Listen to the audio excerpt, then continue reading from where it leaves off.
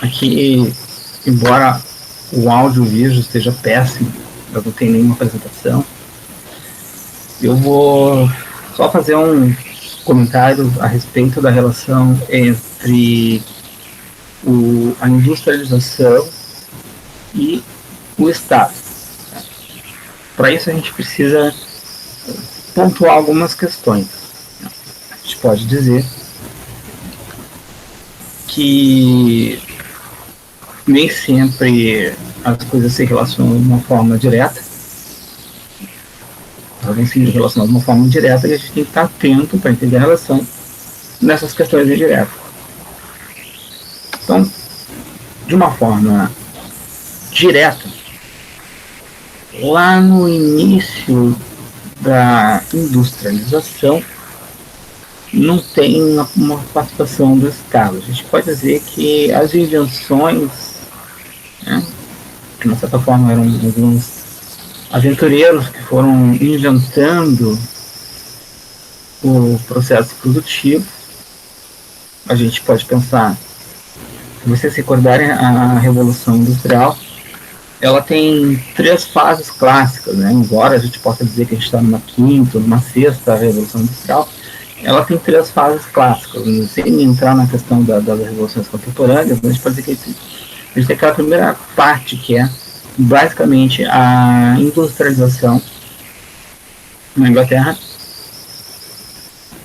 que é basicamente a produção de tecido com a máquina a vapor.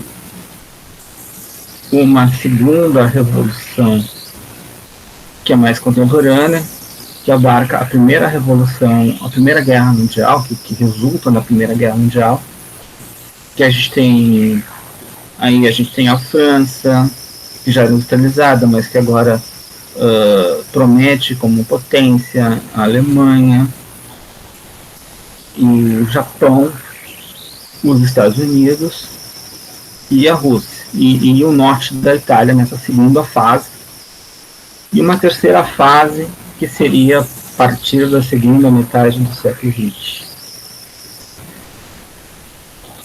Na primeira fase, a gente não encontra diretamente o Estado como fator de industrialização. Eu digo diretamente porque aqui o Estado não é agente do processo de industrialização, mas a gente pode entender que o Estado, sim, ele tem um papel importante nessa industrialização. Uma forma indireta, mas ele tem. Adiantando um pouquinho os conteúdos, a gente pode pensar o seguinte: olha, a sociedade ela é dividida em sistemas. 4 sistemas, em 3 sistemas, isso vai depender da teoria. O que é um sistema? Sistemas são conjunto de elementos que se intercomunicam, mas que ao mesmo tempo estão dentro de um organismo, digamos assim, e que tem uma relativa autonomia. A inspiração para a ideia de sistema, a teoria dos sistemas, é a biologia. A gente tem um corpo e seus sistemas. Sistema respiratório, nervoso, etc. E tal, todos fazem parte do corpo. Os sistemas estão interligados. E, ao mesmo tempo, que eles têm uma certa autonomia, eles funcionam de uma forma autônoma e é composto de vários elementos. A sociedade é a mesma coisa. A gente tem um sistema político que tem características próprias, que a gente faz com o sistema político é relativo com as questões de poder. O sistema econômico tem suas características próprias, que muitas vezes se confunde com o político, mas não é a mesma coisa. Que é relativo às demandas de recursos da sociedade, um sistema cultural ou ideológico, vai depender da tradição filosófica, teórica, política. Né? Alguns vão falar em um sistema cultural, simbólico, outros vão falar em um sistema ideológico, numa versão um pouco mais marxista, digamos assim, que é relativo a como a sociedade se enxerga, como a sociedade se vê. E o sistema social propriamente dito, que é como as partes diferentes da sociedade se relacionam entre elas. Claro, repetindo, pode tirar a questão do sistema social e entender os três sistemas já como propriamente a questão social. Isso é questão mais teórica, né? Mas a gente pode entender esses três. E o que é importante? O sistema capitalista. O sistema capitalista, quando eu falo em capitalismo, eu estou falando não em sistema político, mas sim em sistema econômico. Qual é a base do capitalismo? O lucro. Propriedade privada e lucro. Independente da configuração política que esse sistema econômico vai ter. Tá? Independente das representações que esse sistema, que as pessoas desse sistema vão ter do seu sistema capitalista, sistema econômico. Alguns autores vão dizer o seguinte: olha, o primeiro tipo de capitalismo, na vertente mais marxista, é o capitalismo industrial. Então a gente pode dizer que a Revolução Industrial tem um papel fundamental no desenvolvimento do capitalismo. Alguns autores, como Agnès Buriano, vão dizer: olha, o que caracteriza o capitalismo é a lógica do lucro, a lucratividade. E aí a gente pode colocar o capitalismo lá na era mercantil. Né? Bem, a gente pode dizer que, mesmo para os marxistas, essa era mercantil não está associada do capitalismo, mas como o marxismo entende basicamente o capitalismo uma relação da exploração entre operário e burguês, e quando não tem ainda operário burguês, porque esse é um modelo fabril, né? Alguns marxistas dizem: olha, naquele período então a gente tinha um pré-capitalismo, não é capitalismo. Bem, independente da denominação que a gente vai dar, independente da linha política, da linha ideológica que a gente vai dar, a questão é que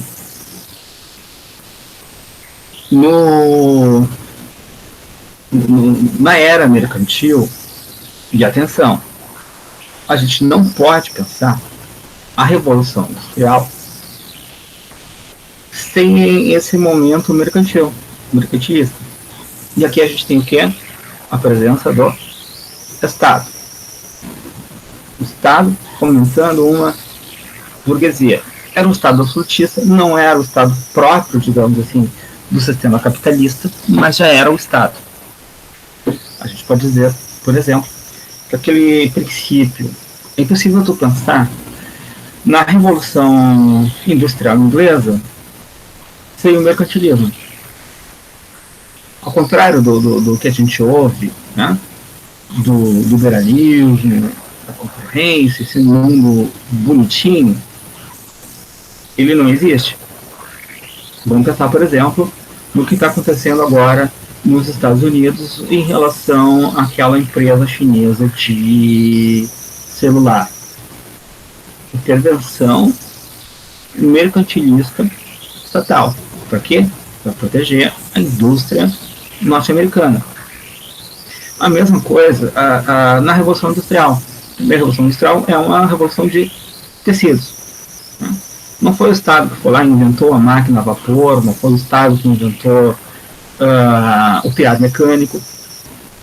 Mas, por outro lado, foi o Estado que proporcionou, digamos assim, para a Inglaterra, o Estado inglês, a ausência de concorrentes.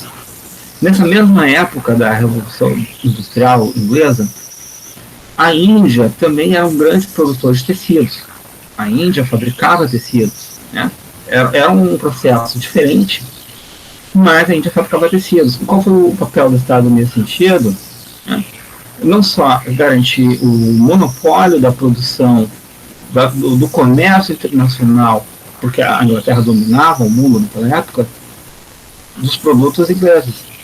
Não eram os fabricantes que fomentaram o monopólio. Não, eles não tinham poder para isso. E fez o monopólio, e era lei, inclusive, e depois os indianos vão ser obrigados a consumir produtos ingleses, depois os chineses vão ser obrigados a consumir produtos ingleses, era o Estado inglês.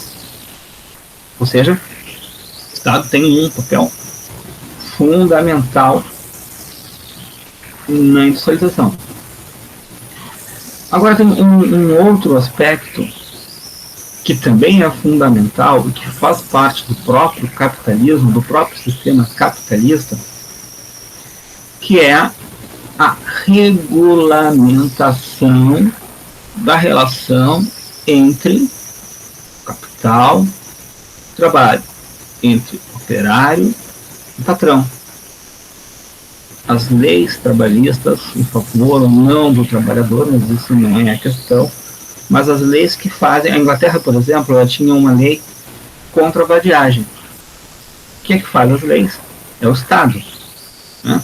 O Estado, que pode ser ou não representante do burguês industrial, mas o fato é que o Estado burguês, o Estado, né, ajudou a formar a mão de obra, regulamentando essa mão de obra, dizendo que essa mão de obra tinha que trabalhar. E essa mão de obra tinha que trabalhar onde? Se o cara não trabalhasse, ele ia para a cadeia. Eu não vou me lembrar aqui, embora eu tenha o livro, né, mas o Marx, já lá no Capital, ele mostra uma lei que dizia o seguinte: olha, eu fui denunciado, o indivíduo foi denunciado por vagabundagem, estava desempregado, ele vai ser preso. Mas se ele fosse reincidente, ele podia muito bem ser se tornar um escravo. Em plena era da classe operária, em plena era do capitalismo industrial, o sujeito podia se tornar um escravo. Ou seja, né, a gente pode dizer que o Estado teve um papel fundamental no processo de industrialização, por um lado, restringindo mercados, e aí possibilitando o desenvolvimento da indústria inglesa sem concorrentes. Procurem sobre a Guerra do Ópio, para vocês entenderem como é que a Inglaterra dominava o mundo. Tá? E também nesse sentido de regulamentando as relações de trabalho, as relações entre as próprias empresas, né? Regulamentando uma coisa que não tinha, né, na Idade Média, uma regulamentação da propriedade privada. A Idade Média não tinha limites da terra, mesmo porque a terra era uma forma de sustento, mas ela não era valorizada. Com o desenvolvimento da industrialização, a terra vai ser fundamental. A terra vai se transformar no capital. Quem que regulamenta os limites da terra? Do dono, proprietário, quem define? O Estado. Ou seja, sem o Estado, não tinha como ter um processo de industrialização. Tem. Mas isso a gente pode dizer em relação à primeira fase. Fase dos aventureiros, digamos assim. Agora, os países que vão ter a sua industrialização na segunda fase, um pouco depois, né? Fugindo do espaço da própria Inglaterra, a gente pode pensar o papel fundamental que teve o Estado nessa industrialização em relação ao Japão, a Revolução Meiji. Procure sobre a Revolução Meiji. Eu gosto de citar um filme que eu não acho bem idiota, mas marca bastante a mudança do Japão, que é O Último Samurai.